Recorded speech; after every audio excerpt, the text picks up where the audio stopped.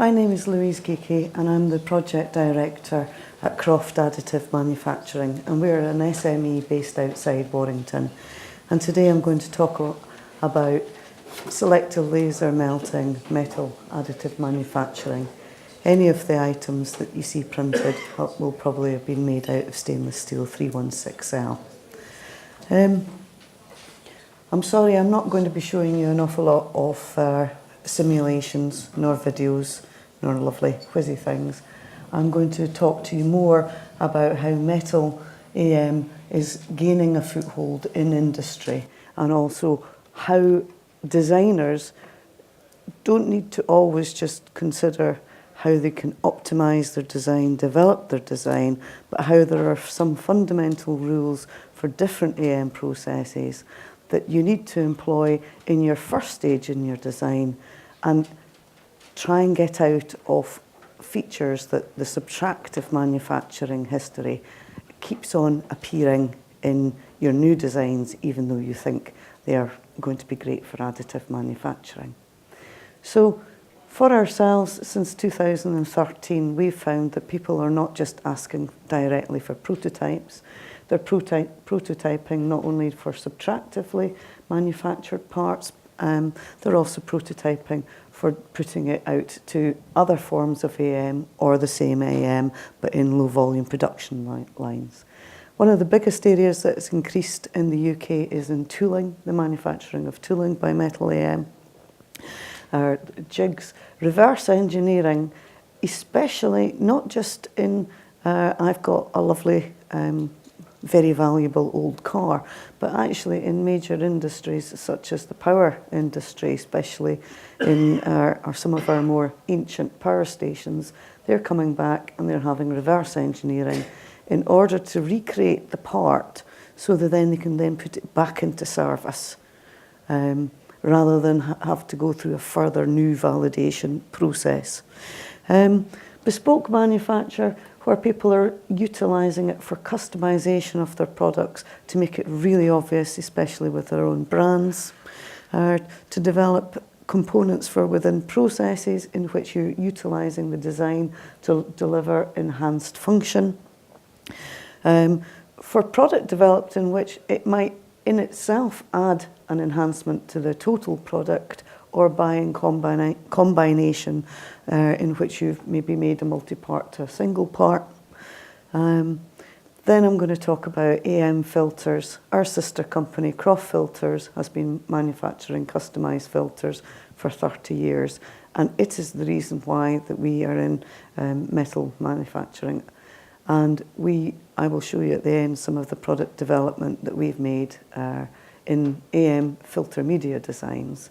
And the AM hybrid I've put up there is because quite often for some of our AM filters, we utilise the fact that if you build the flange on an AM metal system, it takes hours, costs you money, and if you can buy it conventionally and weld it on after, why would you bother?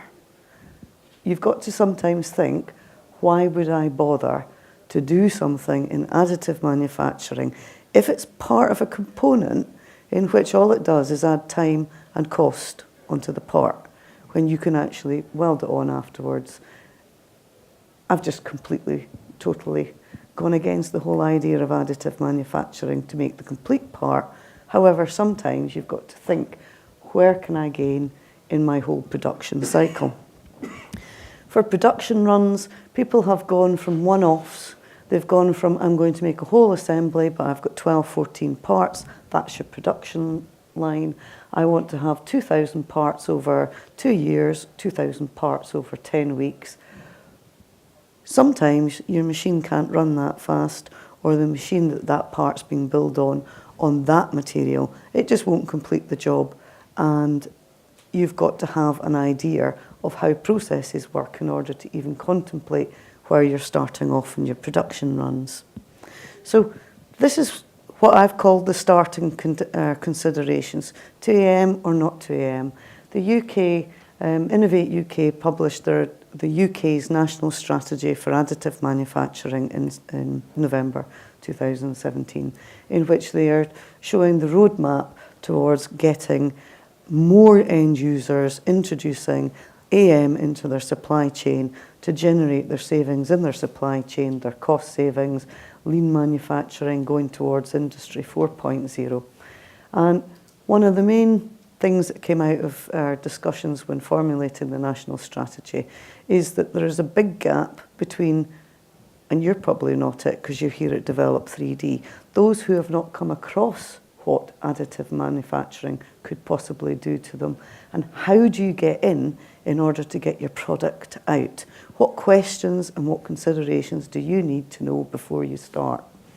And actually the first one is what you're trying to make, how many you're trying to make, how big are they, and how does that fit into the possible AM system that you're going to use. If there's not a machine that can make it of your size, you might not be looking at the right type of metal printing. The TWI example earlier on, where they actually were depositing the material and then tilting, that can make quite large pieces. Whereas you get some very small machines that can make all the lovely dental pieces, which is the largest additive manufacturing metal market in the UK. Your most fundamental question as a designer or as a end user is, what's the value I'm going to try to add into my product? And we've heard about the lightweighting and increasing functional capacity is dependent on what the object's going to be used for. It might be that you gain in your supply chain, your lead time, you've lost your tooling costs, or you're making your tooling and you're making your tooling at a cheaper cost. It can be either. When I say considering other processes, as you've seen and as you already know, there are limitations in what you can get out of any of the AM processes. Metal 3D printing, and in our particular system, the selective laser melting, has to utilise metal supports, which can end up in the wrong place and you can't build your product because you can't get them out. So is it the right product? Is it the right process for your product? Is your design suitable for AM? People can design without having gone through a huge amount of consideration for additive manufacturing, or the additive manufacturing in the design process that you know of is maybe not the one you're going to select to use in order to make your part. Your design freedoms of additive manufacturing, in which, as you've seen, they're very organically shaped, allow you to make very complex parts that have parts within parts that deliver enhanced function. However, if you've designed it to be built horizontally and the AM operator says no, it's got to be built vertically, you might find that 50% of your design is no longer employable. So when I say a subtractive design is not equal to an AM design, it does not mean that subtractive designs can't be built. It means that probably the absolute subtractive design will not be absolutely delivered without having problems with build supports. Everyone knows if you change one part of your process, you will alter your downstream processes, and therefore you will introduce cost. Confidence and perceived cost. Perceived cost until you actually get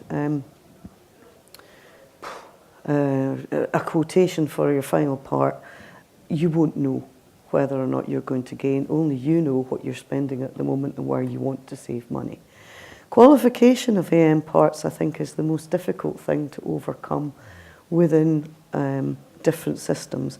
Industrial standards currently can be used in order to qualify your parts.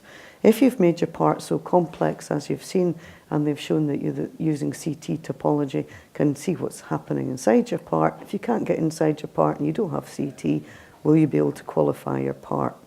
I know of 2 instances in which they've used topology optimization in which the outcome was not successful. The engineered part was absolutely successful. The topology optimization was absolutely brilliant. They had driven the parts.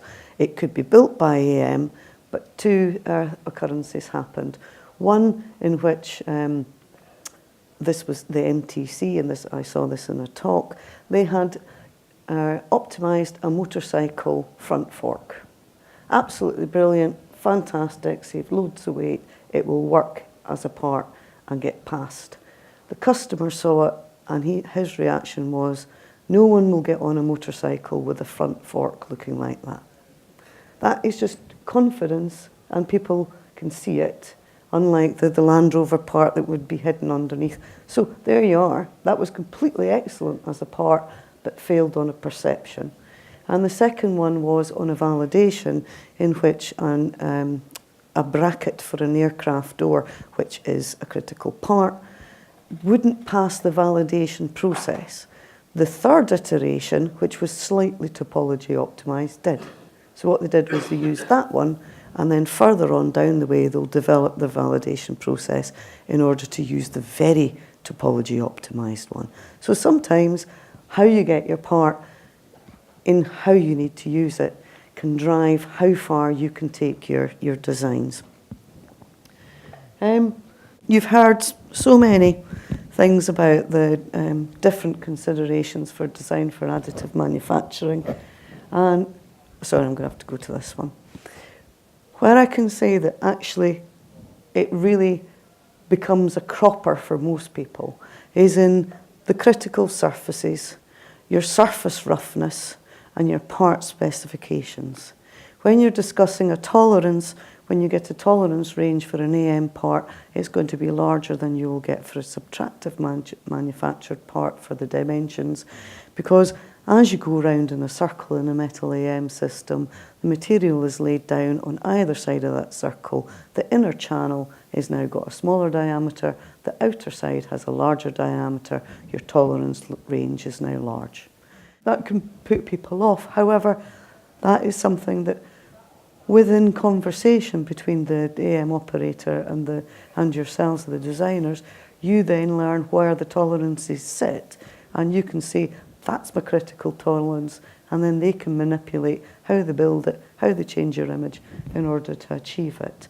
Surface tolerance is far more difficult. There is no consistent surface on any, and I'm talking especially metal 3D printed parts, no matter the material. As a rule of thumb, the top surface flat is the roughest, the sides are the best, curves are in between, and the bottom, if you've got metal supports, has to be linished anyway.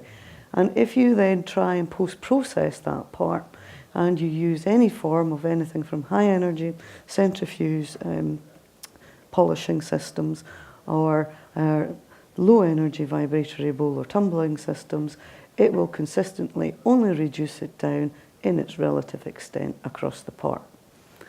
Inside, internal channels, that is one of the industrial challenges of metal AM at the moment, is to get polishing down tubes within parts.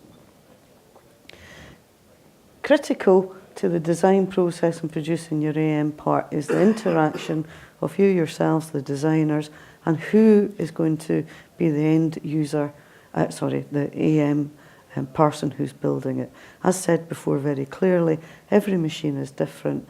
It varies for material and how that person operates their machine, because it's open source and they have their own system of how they approach parts. That all fills into a huge dialogue that is worth your while to go and have, to ask questions before you start on what finish you require. That might change how they build it. That orientation change might change your design.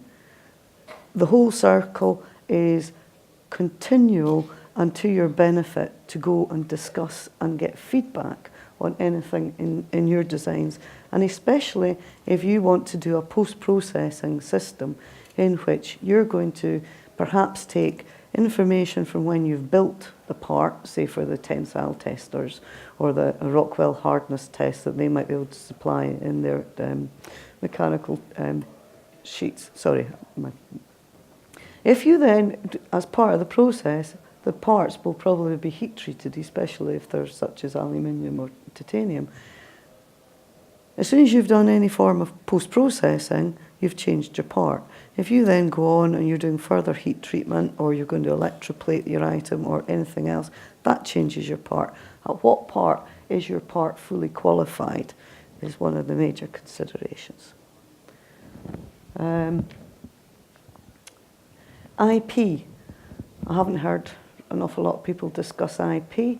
Whose IP is it when obviously the designer, you've got your design, you have a relationship with the person who's going to build your part, you have NDAs.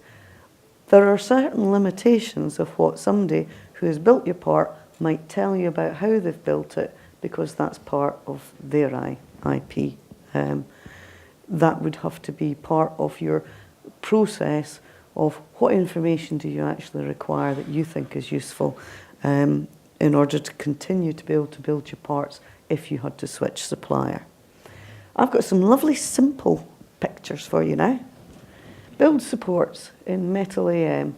As you can see, the actual best part about an AM part is if you can build most of the part without a build support, that will give you the best part no matter the shape, size, material or anything. The more build supports that you have to put on to build the part, and the less self-building of the whole part, that is not the best way of building it. That's the simplest way of putting it. You can very easily have something that is, in a sense, a subtractive element, which is on the left, which you'll find in many subtractive parts. And you might have put that part in your AM design, but as you can see from the build supports along the centre, you can't get them out. You can't possibly get in to get all those build support parts out and they're able to guarantee that there's nothing left in there that might dislodge at any time. However, just by changing the angle and the shelf length of the beginning and ending of your pipe, that simple change in a design can allow you to then remove build supports. To change a channel, self-buildings of channels for very, very small size works well until you reach a size that the top of the channel will droop without supports. If you change your channel to have a slightly teardrop shape in your design, if it doesn't change your function, it might build then as a channel. Does that work for your designs? Would you change it? Critical features. Nobody knows what your critical features is. Automatic orientation, the part builds with the least amount of supports will get you something that's completely useless, which is like the one on the top left. Don't assume that somebody's going to build your part the way you think it's going to build, because if you can make your part more universal in its orientation, then you're more likely to get a better outcome. Changing the orientation, especially in metal SLM, you can see clearly the layer lines of the tree on the part on the top left. They have disappeared on the part on the bottom right. Difference between part A and part B. This one's going to cost you more. Do you matter? And of course this is for somebody's lovely toy on their desk, so it did matter. So you would pick this one rather than that one. But if it doesn't actually matter to your part, and you've only ever had anything as a specification for a surface roughness as being really low because it was previously machined, therefore that's how it was realised, don't put that in as a tolerance if it's not required and it makes no difference to the function of your part, because you won't achieve it. This is where I've already discussed the variation.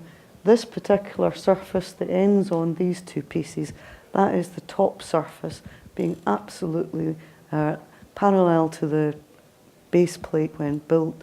The top layer always has an increased roughness compared to other parts.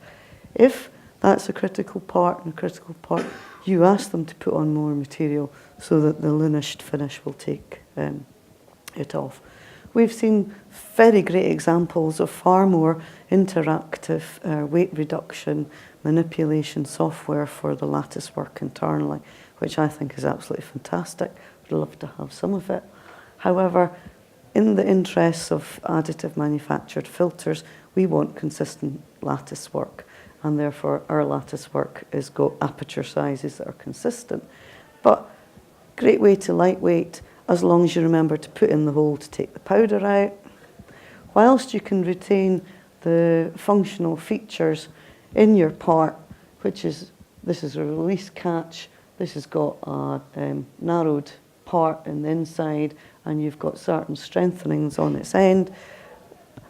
You can then put in a very simple, lightweight structure, which again is formed on the organic way of doing it, which might then deliver your lightweighting in your parts.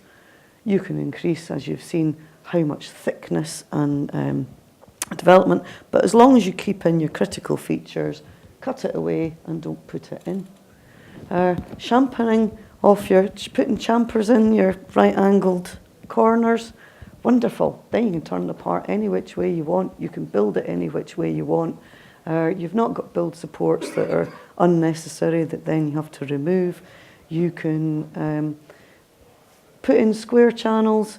They'll just have to be filled up with any amount of build supports. If you put a roof on top and bottom, then you can eliminate having internal build supports as they go through the channels. This particular air compressor is a temperature device in which you can take in cold air, make it colder, and you blow out exhaust out the other way, normally made out of 6 individual parts. And we made this deliberately to see whether or not we could introduce changing channel angles. And by putting the channel in this lower part here that goes right round the inside with a roof on the top and a roof on the bottom, you eliminate all your build supports while then adjusting the angles of putting it through. So small changes can make a big difference to the output of the part, but we're not talking having to do much when you come round to taking away internal supports because you want to put internal channels that you will never get into in order to make a completed part. Quick introduction to filters. So if you put a filter in a pipe and you pass the fluid through it, it creates resistance because the fluid has to go through, and that turbulence is, that resistance is called the pressure drop. Anything you can do that reduces the pressure drop will decrease pumping energy required and will make the filter more efficient. If you could put the holes in the filter in line with the fluid flow, you would gain a massive degree of efficiency because you would decrease the pressure drop across the filter. We did this by putting the holes in line with the fluid flow, which, as you can see in the top, when you look down it, there is nothing for that fluid to be resisted by, and yet this is the outside of the filter in which the actual holes have been drawn through, almost like an elongated cheese grater. And that filter, when employed and also with it mesh, runs from 150 litres to a minute right up to 450 litres to a minute, and at each point it has at least 10% to 40% more efficiency compared to conventional. That's why we got into metal 3D printing, and that's why we believe if you can put a functional enhancement in your design, you will benefit. Utilising lattice works in order to create uniform aperture sizes is what we are doing with filters. Again, this one has an increased open area, decreased turbulence through it, and is functionally improved compared to a conventional one. Here's an example of how lead time can influence your method of production. Wedge wire takes habitually 5 to 7 weeks to get delivered worldwide. You can manufacture these type of wedge wire filters, including the fixings on either end, in less than a week and have them delivered. And that can save, without the tooling costs, which can save both time, money for the end user.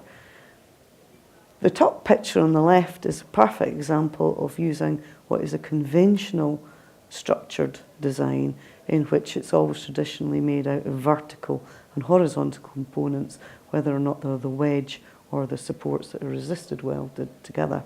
That is completely against designing for additive manufacturing, but you can do it and you can deliver, whereas the one on the bottom left is actually additively manufactured for building it using our metal AM, in which we can switch the design and manipulate the design and deliver filters of many variations. I'm not going to talk about that one. Small volume production runs Economy of scale. If you find out that your perfect build plate has 42 items, don't order 50. 42 is your most cost-effective number.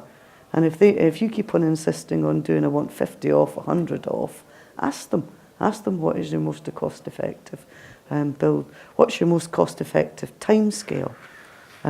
These things can save you a lot of money and allow you to gain using metal additive manufacturing. Thank you very much.